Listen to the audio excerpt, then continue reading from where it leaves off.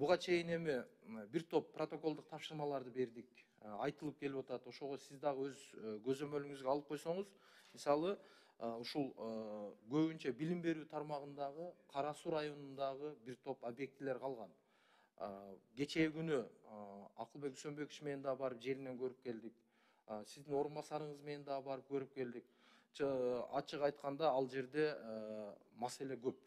Ошону белгилеп алсаңыз, анан урматтуу аппарат, бүгүнкү чечимге дагы киргизип койсоңуздар, Кара Суу районунда мисалы Төлөкөн айыл аймагындагы номер 31 Орунбай Курбанбаев мектеби, ошондой эле Башбулак айылында жайгашкан 96 Насыр Пирмбердиев мектеби, ошондой эле Кара Суу районунун Жоош айылында, Мада айыл өкмөтүндө, ал жерде дагы мектеп маселе.